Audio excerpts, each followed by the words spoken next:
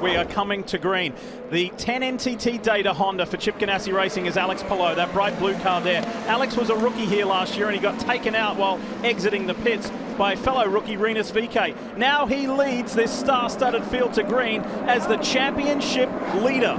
He won at Barber, and with qualifying being cancelled earlier today due to weather, he leads the field to green based on championship points. Texas Motor Speedway, the Genesys 300, Palou sees the green first.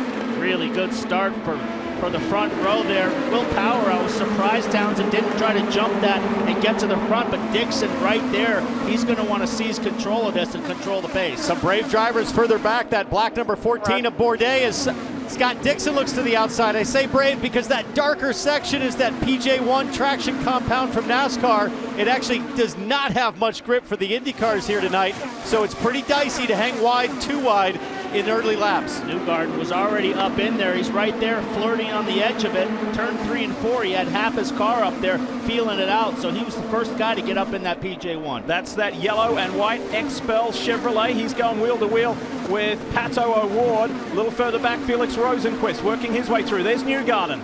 Oh, up front, this is for the lead, the teammates. Dixon around the outside of Alex Palou. Teammate outside. Perfect Still there, maneuver, still there. Perfect, so this is exactly Townsend where Scott Dixon likes to be at the Texas Motor Speedway. That's sitting out front and controlling the pace and getting the fuel mileage. I'm just laughing because on the pace lap, Scott said, they made it pretty easy to drive. Well, right now, Scott's making it look easy to drive, but only for him as Dixon to the front and pulling away. This is going to school, though, for Palou. He needs to sit here and just watch his teammate. This guy in front of him, he's the master around here, and this guy's the rookie, so he just needs to watch this and just play along. Oh, look at this in the back here.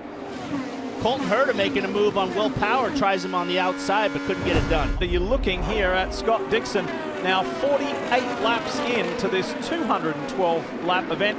He has caught the traffic at the back. He's already caught Dalton Kellett, and the Canadian has gone a lap down. Now he's working on the Gallagher Chevrolet of Connor Daly. Connor finished 6th here last year, but because of championship points, no qualifying today, the 59 car was forced to start back on the last row of the grid, so it's been a difficult start already for Connor, and now he's got the race leader and 6-time champ breathing down him. Dave?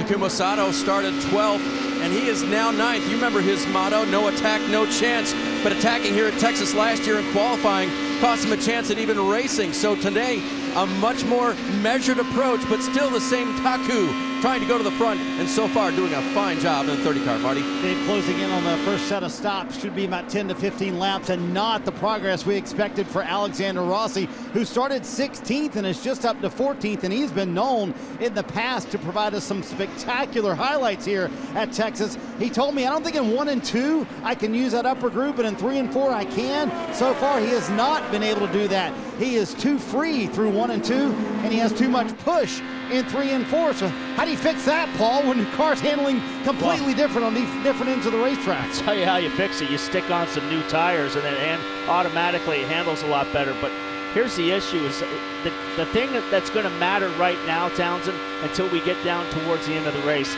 is how fast you are getting on and off pit road. That's where you're really going to make up some time. I feel you can't get it done on track right now, but in the pit lane is where it's going to count. And that's where Graham Rahal is in the Fleet Cost and Care Honda. Marty, take it away. The first taker of pit stops here at lap 53, Graham Rahal, who reported a vibration on lap 15 and was doing his best to manage that vibration. We're going to look at these Firestones when they come up, but Graham Rahal, the first of those to pit. Now these new Firestones will be much quicker. We'll see if that draws other teams down pit road. Now you're going to see the difference of new tires versus old tires as Scott Dixon continues to work his way through the traffic here. He's right on the back of Connor Daly, but look at his teammate right there wiggling into the corner. Both Dixon and Alex Palou running in second there with big wiggles as they checked up into turn 2, and now they've got Hinchcliffe checking up behind his teammate Ryan Hunter-Reay in that yellow DHL car. So things are starting to get pretty interesting here as everybody's going to come to pit lane pretty soon. Here we go. Dixon's going to work on Daly here. Outside into turn 1. It's not going to work. Connor Daly fighting to stay on the lead lap. He wants to stay on the lead lap. It's going to be critical to get through the first pit stop, but he's working his way through the traffic here. Cars are peeling off now to the pit lane. Connor Daly Ryan Hunter-Reay, and there goes Dixon by Clear, James clear. Hinchcliffe. That's a huge break for Dixon. Diff to get past Hinchcliffe. Now Pallot's trapped behind Hinch. So Ed Carpenter in the 20. He's headed to pit road, and so too is Simon Pagenaud, Marty. Here he is, and you see that wing turn for Simon Pagenaud as well. Kind of seeing all those guys who talked about a vibration early in the run. They're the ones who are coming now, lap 55, Dave. And early on, Will Power said, I need a little better vision to tear off coming off of the aero screen on the 12 car, Marty. We're going to caution Sebastian Bourdais in the Rocket Chevrolet is out for AJ Foyt Racing. And I'll tell you what, that is no good for these guys that have pitted under green. And Scott Dixon stays out and will have at least gained a lap or more on some of these guys that were in the pit lane. I believe that happened for Bourdais, maybe trying to get to the pits. I wonder if he was down on the apron or up on the racetrack when that happened. You can see Bourdais moving in the cockpit. Rear wing and attenuator is gone. Steering wheel comes off. Right front is sheared off. The upright sheared off. The wishbone on the right front. You can just see the wishbone there hanging. She's shaking his head, so he's probably upset with himself or something that happened, but he could have been going, like you said, for the pits and lost it on the pit lane. And here we go. We're going to get a look at it. Townsend, break it down. Oh, he got hit. Newgard. He got hit by Newgard. Oh, that's a hard hit, too. terrible angle. That's a hard hit square on the gearbox, and that hurts when you back it into the wall straight on the gearbox. It'll literally knock the wind out of you. Oh boy. Here is an onboard view from Joseph Newgarden's Expel Chevrolet. Have a listen.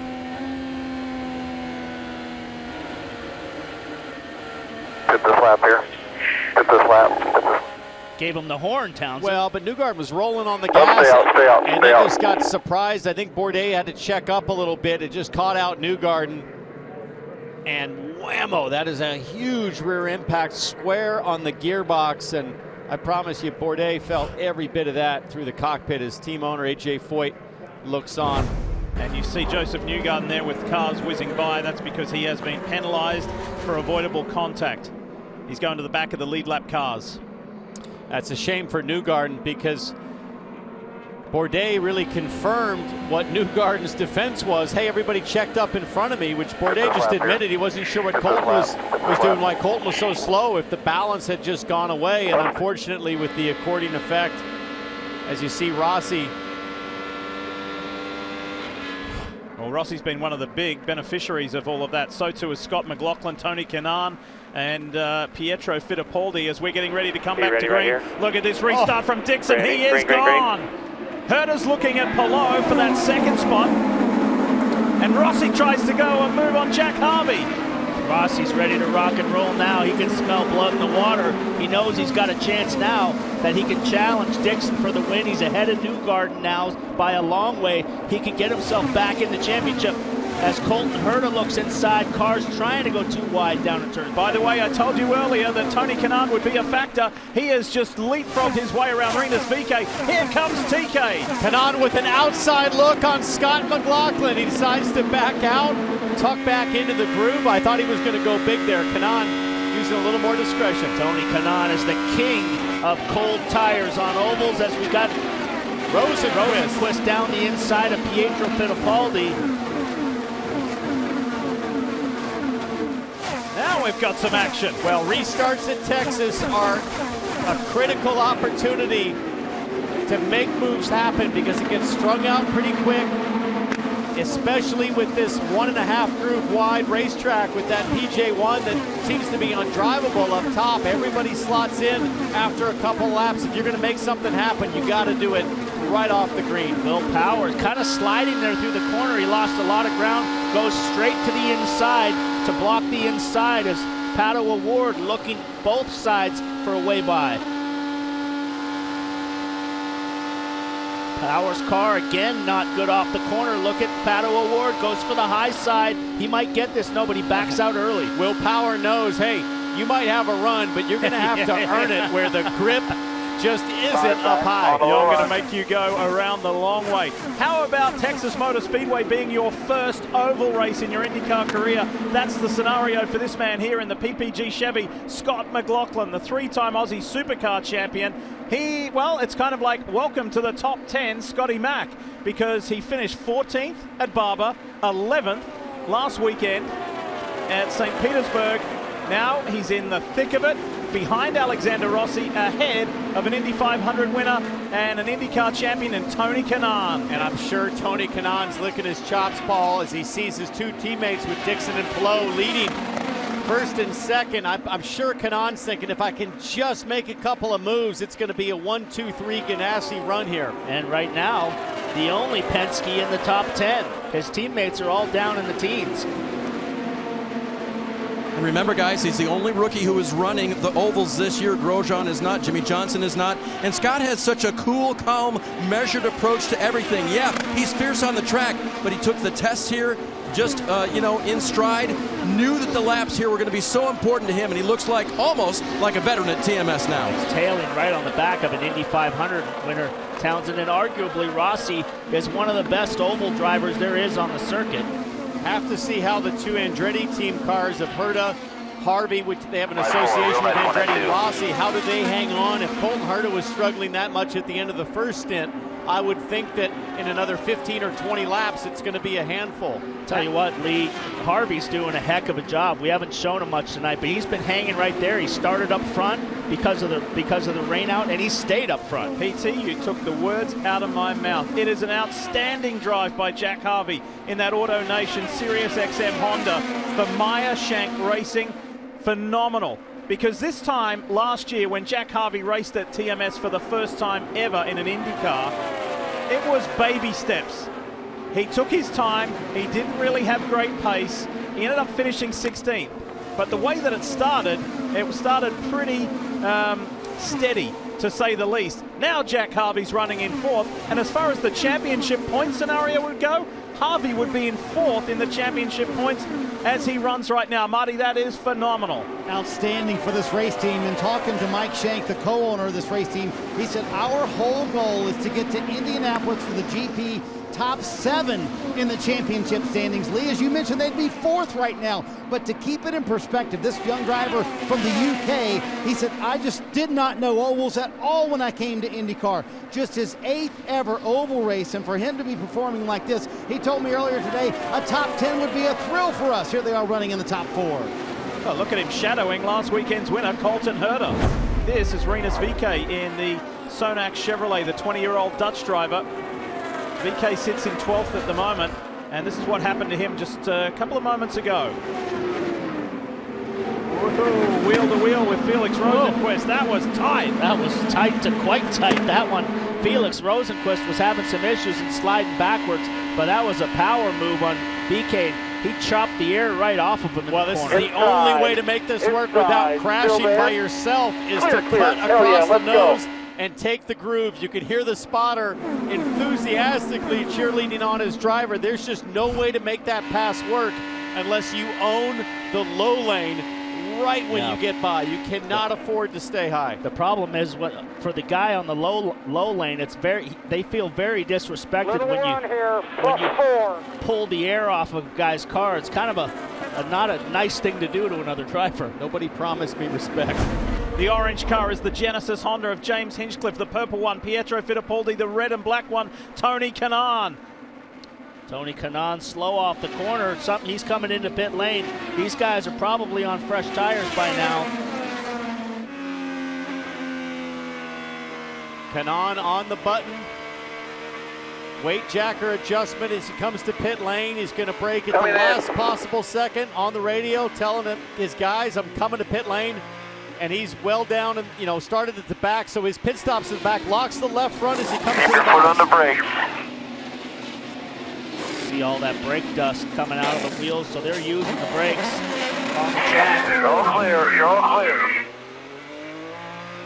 Great hit out for TK in the lead up to the 105th running of the Indianapolis 500 later this month. Here is Scott McLaughlin in the PPG Chevy for Team Penske. First oval race so far, going very well. Just a little bit long on the box, about 4 or 5 inches, but a perfect stop. He's doing a perfect job tonight. He was really excited about this race.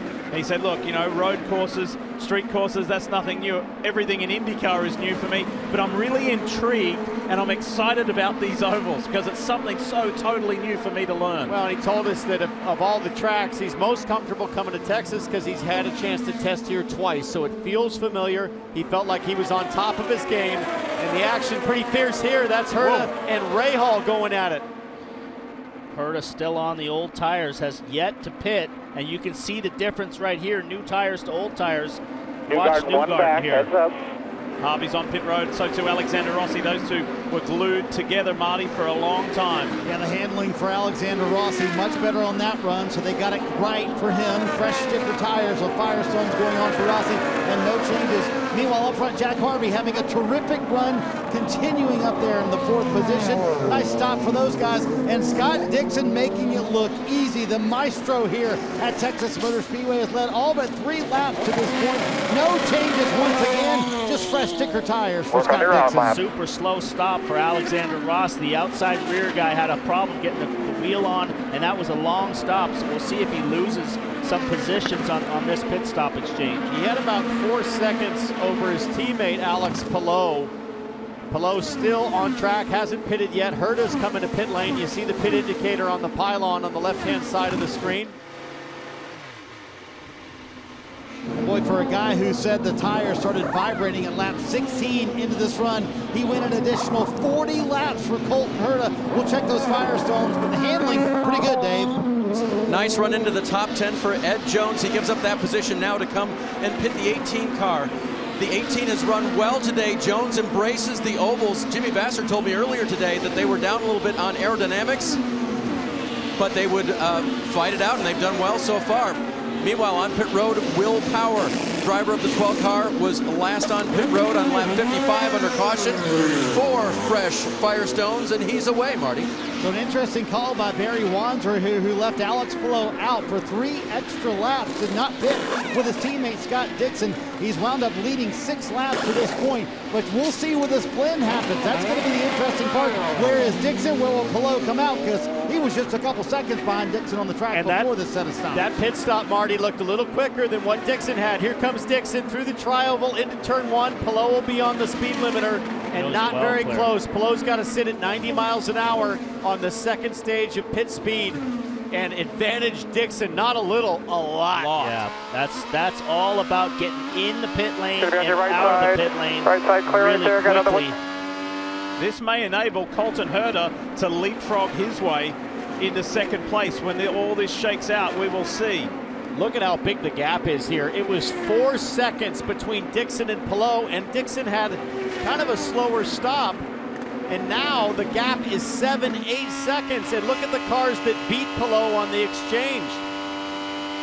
Almost a half a track lead now for Dixon over his teammate. Couple cars still to pit. Fittipaldi running 2nd. Rosenquist, McLaughlin still out there. Paul Fittipaldi pitted on 129. Yeah, Paul, that's Pietro legit. Fittipaldi is in 2nd place. McLaughlin's in 3rd. Palou's fallen to 4th. The Genesys 300 is under caution again. The Genesys Honda is into the wall. This is a hard end for James Hinchcliffe. It's the exact scenario as last year, Townsend. Felix Rosenquist in 2nd place, fighting with James Hinchcliffe to lap him, and this time the roles were reversed. Hinchcliffe gets the air chopped off of him, and he lost the rear of the car and backed it into the wall. Yeah, I haven't, I think you were spotting it out the window, Paul. I haven't seen the replay yet. Heavy contact to the left rear, left front there.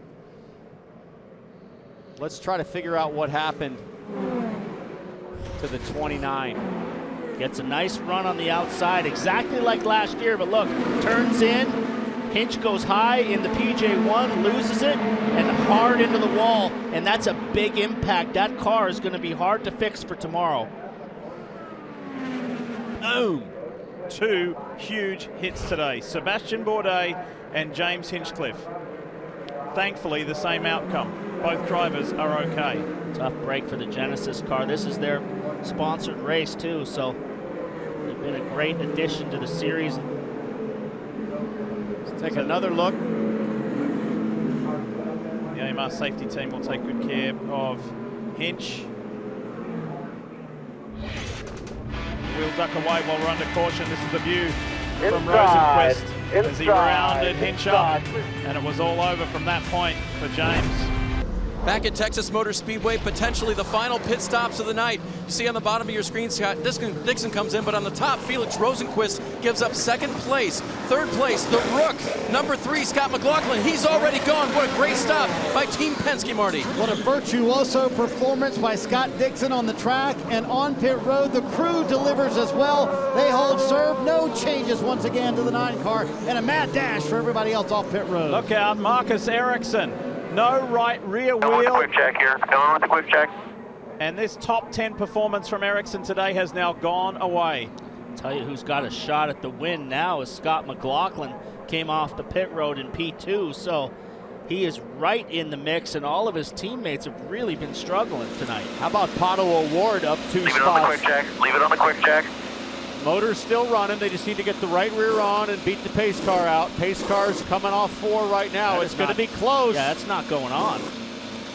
Oh, Look at that boy. wheel won't tighten up at all. Even the threads must be stripped on that on the hub because it won't take the nut on it. What a tough break for Marcus Ericsson. He had been driving brilliantly tonight here in Texas. He'll get another shot at it tomorrow night, but tonight's top 10 has gone. What a shame. Looking at one of his racing heroes, and now he's racing him for the win in the Genesys 300. With 39 laps to go, we're coming to green. Could the rookie produce an amazing upset to beat Dixon and win in his debut performance on an oval? That would be something to remember for a long, long time. Pace car's off, ready. He's got a 21-year-old Mexican right behind Ready. him who's feeling pretty racy as well. Ready, green, Let's green, go green. back to green here in Texas. Dixon sees it first. Watch that third car, Pato O'Ward. He's working on McLaughlin. He got a big restart, and he is right up there now, Townsend, in the points. He's jumped up into the top 5, so he has recovered tonight. But the guy who's also recovered is Joseph Newgarden, is now coming up through the field, and they're spreading out all over It the is place. fierce back there in the final 7, 8, 9, 10 positions here for the top 10. All these drivers desperate for their first win of the season. Harvey, Newgarden, Rahal, Sato, Rossi, Oh, this guy's Pagenaud. going to touch Harvey wheel to wheel with the champ. Can he hang on? Harvey keeps it low. Nice work. Good pass from Newgarden. This is a big. Whoa! Sato on the inside. That was a monster. Or was it block. Rahal? It was Graham Rahal in the Fleet Costin Care Honda. That was a very defensive move from Harvey, and Rahal said, I'll take your Oh, defensive move and take you one step further all the way to the apron. Now, Rahal said, what the heck is he thinking? That was a dangerous move. Dixon, McLaughlin, O'Ward, Palou and Herder as the top 5. Newgarden up, Rahal up. Harvey's dropped to 8th. Rossi and Sato round out the 10. First, second, third, and fourth. Things now are starting to just settle down now. It was wild there on the restart on fresh tires. Will Power has just had an off night tonight. He started up front, and it just kind of fell backwards and stayed there all night. There's the 2016 winner, Graham Rahal. He's not out of this. He's only 2.7 seconds off Scott Dixon with 35 laps to go. Got a nice run here, has to back off. Got to time this exactly right. It's all got to be set up from this point in the corner and then get the run all the way around 3 and 4. You've got to complete that pass, Townsend, before you get to turn 1. Yeah, you have to be very strategic. This is playing chess with high stakes good at run. 220 miles an hour as Graham Rahal drafts up on Newgarden, goes to the high side. He's not afraid to send it. He's going to have to chop him. Still there, clear. Rahal. That was all set up from turn 1. He got to set it up, draft it down the back play by straightaway, play. and had a really good run through 3 and 4. That was textbook pass at Texas.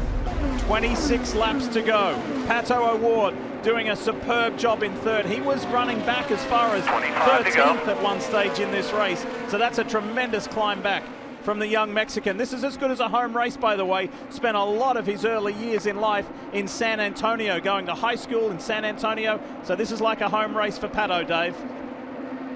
So for the second place runner, Scott McLaughlin, the 27-year-old from Christchurch, New Zealand. Before the season started, he was asked about expectations. He said, I probably won't be able to hold back with my competitive nature trying to beat my teammates every week, let alone win a race. But he said, I'm being realistic. I think I can keep their pace. We'll just have to see what happens. And he's been such a cool, calm character throughout his supercar career. He's showing it here tonight. He's got a car that could win if he can just get a decent run on Dixon, Marty. Dave, 24 to go, about to be 23, and Scott Dixon staring at his 5th Texas win. I asked him earlier, I said, what makes you so good at this racetrack? He said, you know, I used to not like this place, but when they changed things a little bit here and we started racing more and being able to lift more and saving tires, that's my wheelhouse. Being able to run around here, save tires and know, and Colton Herta has some issues, guys. He brushed the wall. Just take it easy, be careful. Voice of Brian Herta, his father, just saying be careful, bring it in. Outside rear looks a little bit bent, or it's flat. I think he might have just brushed the wall. That thing's cambered too much to the outside. That's elevated Graham Rahal up to the top 5. Joseph Newgarden up to 6th. Harvey 7th. They all move up a position. And Simon Pagenaud now comes into the top 10 courtesy of that. What a shame, Marty, for the St. Pete winner. Yeah, they had such a terrific week last week, leading all but 3 laps at St. Pete. And then today, a moment ago, Colton said, I think it's the brakes, and that the brakes may have overheated something something's inside on the fire. car. Yeah, so he said he thought it was the brakes. And remember earlier today, he had no brakes in that first practice session. So they are, it's on fire in the right rear. So Colton may have diagnosed that correct. They're putting out the fire now. So clearly a brake issue. West Colton Herta has diagnosed it at. Big night tonight for Jack Harvey. He's now slid up into the top 5 in points. So this is like a hitting a home run for Jack Harvey as well. That's huge. Alexander Rossi in 8th, Sato Pagenaud, they round out the top 10. There's Mike Hull and the boss, Chip Ganassi in the background. Do you know no driver has ever won back-to-back here at Texas Motor Speedway in the NTT IndyCar Series? Dixon's about to do that, right, but you know what? The younger of the 2 New Zealanders is not letting him get away. McLaughlin's as close as he's been to Dixon. I'll tell you what, this isn't over yet. If he bobbles one tiny bit with the lap cars up front, McLaughlin could pounce. 2 more good laps, 2 laps. 2 laps, but at this point, at this distance, Dixon can already start to feel turbulent air from the lap cars.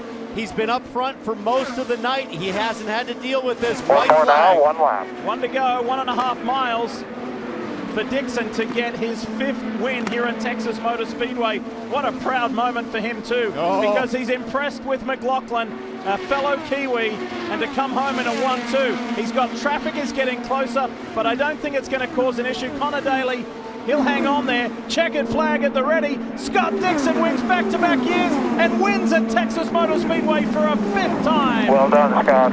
Great job. Incredible, and that makes 3 different winners. Fantastic job, guys. Fantastic. Thank you, thank you, thank you. Man, Scott Dixon knows the way to this victory lane, that's for sure. Scott Dixon with another Texas win. You know, they named this Jimmy Johnson Victory Lane. I think they should maybe think about renaming it Scott Dixon Victory Lane. What do you think about that? Another great performance here, Scott. Yeah, that would sound pretty awesome, but who doesn't love Texas, man? I love this place. Got the fire back here. You know, it was a bit of a crazy night for us, definitely very tense there at the end, and it was kind of cool to be racing a countryman, you know, for those last few laps, but they definitely turned up strong. But huge thanks to everybody at PNC, obviously Honda. Proud to be powered by Honda, you know, especially when you get wins like that. But 5th win at Texas, maybe, was that? I think it was. So that was pretty awesome. So big thanks to everybody on the team. I want to say hi to Emma and the kids that are in England too. So love you guys, miss you, and thanks, man. Thank you, that was cool. I know with 6 to go, you told Robbie Fast, your spotter, hey, work on those lap cars, but how much were you watching the guy behind you, Scott McLaughlin, as the boss comes in, Chip Ganassi? How much were you watching McLaughlin behind you? A lot. I have this little, thing on the dash that tells me the gaps for cars.